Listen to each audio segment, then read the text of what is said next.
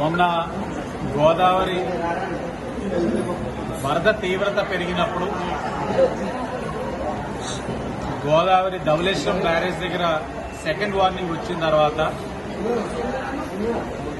ఆనవాయితీగా ఏదైతే లంకల్లో ఉన్న ప్రజలందరినీ పునరావాస కేంద్రాలకి తీసుకురావడం, వారు మళ్లీ ఫ్లడ్ లెవెల్స్ తగ్గేంత వరకు కూడా ఇక్కడ ఏ విధమైన అసౌకర్యం కలగకుండా రాజమండ్రి మున్సిపల్ కార్పొరేషన్ నుంచి వాళ్ళకి భోజనాలు పెట్టడం, మెడికల్ క్యాంపులు పెట్టడం అన్నది ఆనవాయితీగా జరిగే కార్యక్రమం.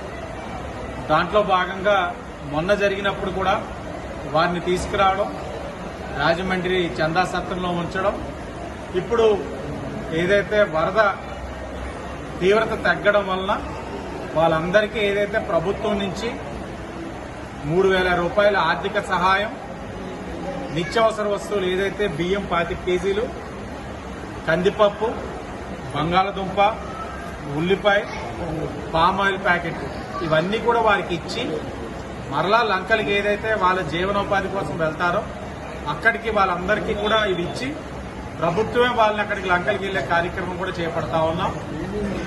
ఒక్కటే చెప్పదలుచుకున్నాం, ఎవరికి సమస్య వచ్చినా రాష్ట్రంలో ప్రకృతి వలన ఆ సమస్యల వలన వాళ్ళు ఏదైతే నష్టపోయి ఉన్నారో వారందరికీ కూడా ఆదుకునే కార్యక్రమం ఈ ఎన్డీఏ కూటమి తీసుకుంటా ఉంది. ఆనవాయితీగా లంకల్లో ఉన్న వారికే ప్రభుత్వం నుంచి నిత్యావసర వస్తువులు ఇచ్చేవారు. కానీ ఈ రోజున 45వ వార్డు ఏదైతే రాజమండ్రి సిటీలో ఇందిరానగర్ దగ్గర రాజీవ్ గాంధీ కాలనీలో కూడా 60 కుటుంబాలు దశాబ్దాలుగా నీట మునుగుతా ఉన్నా ఏనాడు కూడా ప్రభుత్వం నుంచి నిత్యావసర వస్తువులు ఇచ్చిన దాఖలాలు లేవు. కానీ మేము ఎన్డీఏ కూటమి అధికారంలోకి వచ్చిన తర్వాత వాళ్ళకి కూడా ఇచ్చే కార్యక్రమం చేపట్టాం.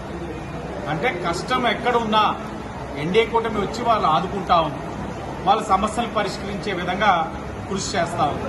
భవిష్యత్తులో కూడా కోరుకునేది ఒకటి, ఇప్పుడు ఈ సమస్యలు రాకూడదని దేవుడు కోరుకుంటాం.